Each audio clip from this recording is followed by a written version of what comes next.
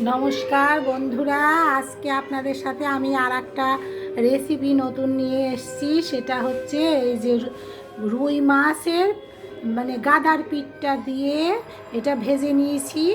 আজকে আমাদের বাড়িতে গেস্ট আসবে, তো একটু তাড়াহুড়ো আছে, তাই মাছগুলো ভাজা আপনাকে দেখাইনি আপনাদেরকে। আর সাথে যে কাঁচা কুমড়ো, ছোট ছোট যে কুমড়ো হয় এরকম ছোট ছোট বলের মতো, সেই কুমড়ো ভাজা করে নিয়েছি। এখন এটা রান্না করব, সাথে থাকুন।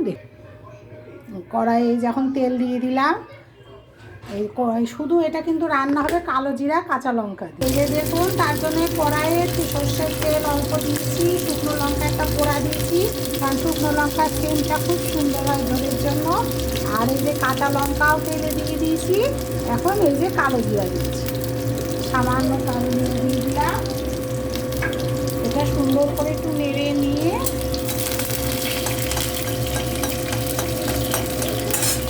এবার এই কুমড়ো ভাজাটা এর মধ্যে দিই।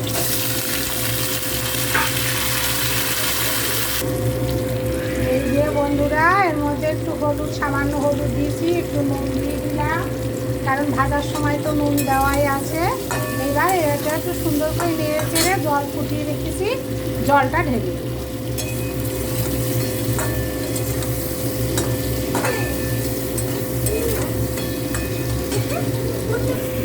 এই যে দেখুন, এটা হলুদ আর নুন দিয়ে একটু সুন্দর করে নেড়ে নিলাম। এর মধ্যে কিন্তু কোনো মশলা না, জিরা না, কিচ্ছু না, শুধু কালো জিরা কাঁচা লঙ্কা, একটা শুকনো লঙ্কা সম্বারা দেবেন। আর কুমড়োর শেপ দেখে তো বুঝতেই পারছেন কতটুকু কুমড়ো। এরকম কাঁচা কুমড়ো দিয়ে রান্না করবেন বন্ধুরা, দারুণ লাগবে খেতে। যে কোনো মাছ দিন, ধরে রুই মাছটা, বাটা মাছ, এসব ইলিশ মাছ এগুলো বেশি মানায়। সাথে যে জল ফুটিয়ে রেখেছি, এবার এই জলটা দেখুন আর এক মগ জল দিয়ে দেবো, হয়ে গেল। এবার এটা ফুটলে ভালো করে এখন মাছগুলো দিয়ে দেবো। এই যে বন্ধুরা, মাছ দিয়ে দিয়েছি, ঝোলগুলো সুন্দর ফুটছে, আর একটু ফুটলে এটা নামিয়ে দেবো।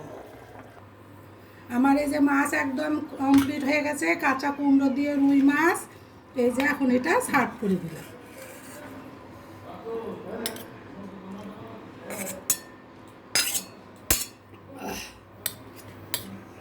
এই যে একদম এটা সার্ভ করে দিলাম।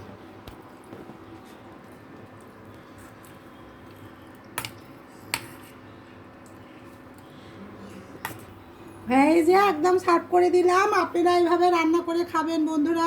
আর ভালো লাগলে রান্নাটা আমার লাইক, শেয়ার, কমেন্ট করবেন, নতুন নতুন ফলোয়ার হবেন। সমস্ত বন্ধুদের সাথে আমার এইটুকুই রিকোয়েস্ট।